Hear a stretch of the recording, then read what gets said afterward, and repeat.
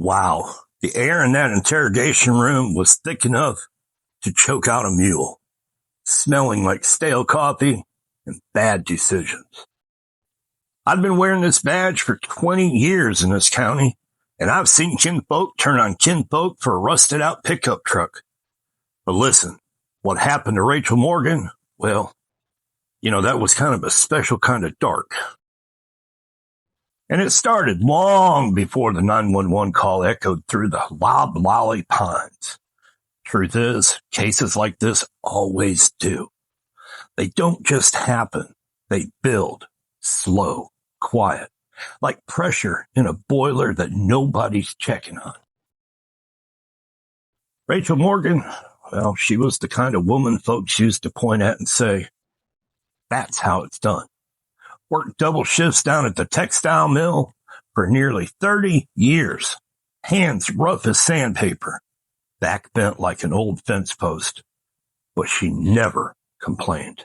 You see, every dollar she made went into that little white house with the wraparound porch, sitting just outside of town where the gravel road turns to dust. Sounds beautiful, don't it? She also raised Sarah there. Alone. Sarah had every chance Rachel never did. Clean clothes. Her school was paid for. Even a shot at community college. But somewhere along the line, something in that girl just soured. Folks noticed it before Rachel did. That sharp tongue. That look in her eyes when she was always owed something. And then came Travis. I need you to understand, Travis Cole drifted into town like a storm cloud nobody took seriously at first. He was tall, lean, with that restless kind of energy that makes you uneasy even when he is smiling. Picked up odd jobs, and he never held one too long. Or even long, period. Word around was he had a history. Bar fights, pills, a stint upstate that never quite got explained. Oh, Rachel saw it. Of course she did. But Sarah, she saw a way out. Or maybe just someone who matched what she'd already became. Next thing anyone knew, they were living out in Rachel's guest house. Supposed to be temporary, just till we get on our feet, Sarah said. But feet like theirs, they were never meant for standing. You see, at first, it was the little things. The lights were left on, groceries disappearing quicker than they should, Travis borrowing tools that never came back. Then Rachel started noticing money missing. Not much at first, 20 here, 50 there. Enough to make you second guess yourself. But it didn't stop. Her jewelry box. The one that she'd had since her wedding day. Turned up empty one morning. Earrings, gold chain, even her mama's ring was gone. And as you can see, this story is fixing to get disgusting, I believe. That's when Rachel went down to the bank. I saw the records later. Withdrawals she didn't remember making. Transfers she sure as hell didn't authorize. And by the time she walked out of there, she had less than $100 to her name. And that was the day something inside her finally hardened. The humidity that afternoon was thick as syrup. Air sitting heavy on the porch, cicadas screaming like they knew something bad was coming. Rachel didn't yell when she called them inside, didn't raise her voice at all, and she did not cry. She just stood there in that kitchen, hands folded, and said this real plain. You two need to pack your things. I've done all I can for you. Now, most folks, they'd hear that and maybe feel a little shame. Maybe even a flicker of guilt. Oh, hell no, not Sarah. Shit no. And damn sure not Travis. Mm-mm. No empathy whatsoever. No shame at what they had done. And he stepped forward real slow, like he was approaching a problem instead of a person. That sour mash smell rolled off him before he even opened his mouth. You ain't gonna do a damn thing, bitch. Oh my God, that's what he said to her. Rachel did not back up. That's what gets me. She held her ground. I already have, she told him. That's when it happened. Fast, violent, final. Travis grabbed her by the hair, tight, and slammed her head against the counter so hard it cracked the tile. Rachel went down, but he didn't stop. He started kicking, stomping, like he was trying to erase her from the world. And Sarah, she didn't try to stop it. Instead, she stepped in. No hesitation, no scream, no stop. Just fist.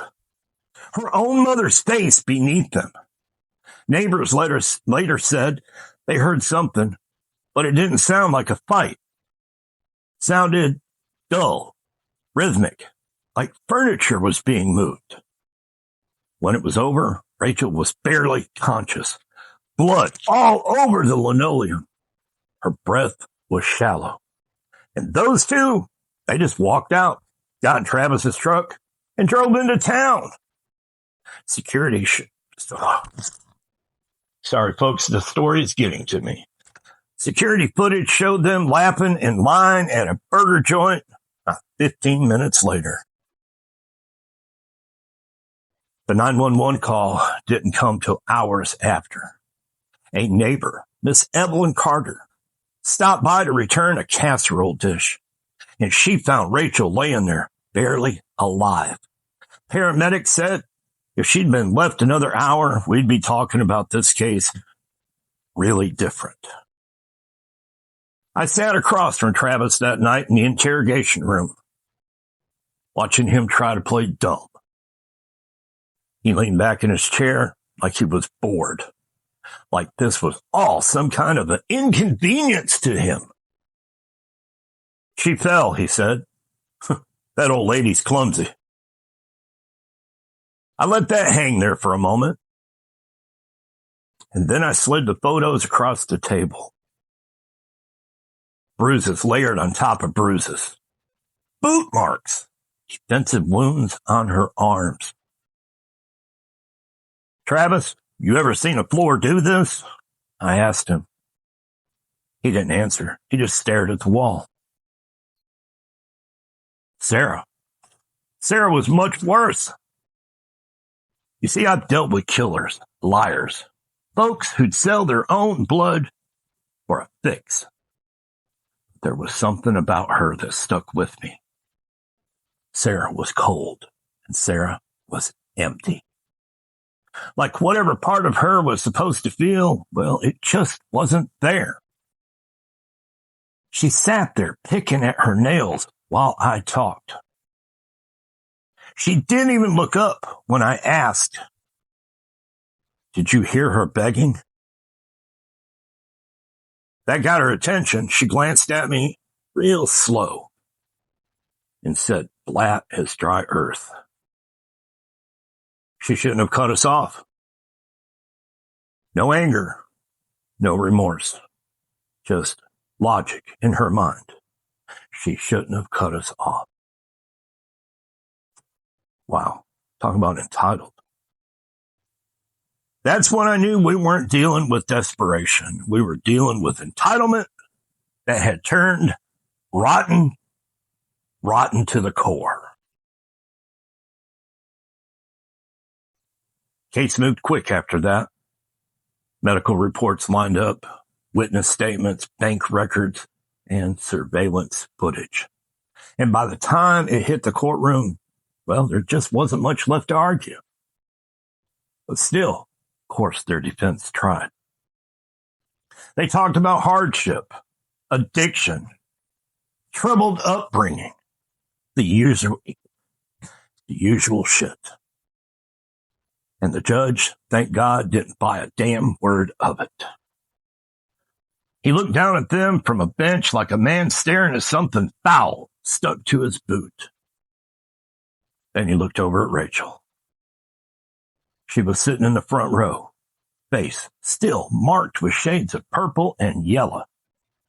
One arm in a sling, but her back was straight, head held high, stronger than either of them ever was.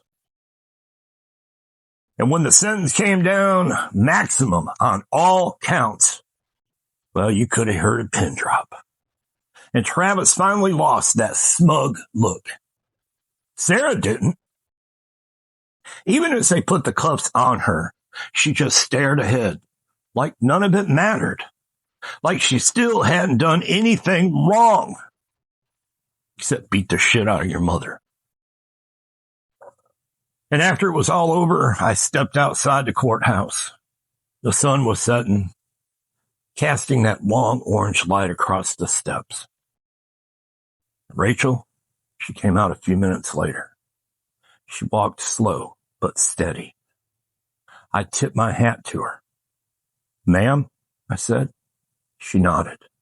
She didn't say much at first, just looked out at the road. Then she said something I will never forget. I kept thinking if I gave her enough, she'd turn back into the little girl that I once raised. Then she paused. But you see, that girl's been gone a long, long time. I watched her walk to her car alone.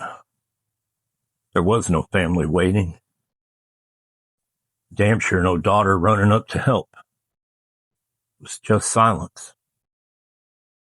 But there was something else, too. Peace. There was definitely peace. But it was a hard-earned kind. I need you to understand that I've worked a lot of cases in this damn county. I've seen violence, greed, and betrayal in all of its forms. But there's something about a child turning on their own parent that just sticks with you. Maybe it's because it breaks something deeper than bones. It breaks trust. And once that's gone, there ain't much left to fix. Justice in the South is a slow-moving creek. That day, it ran just a little clear.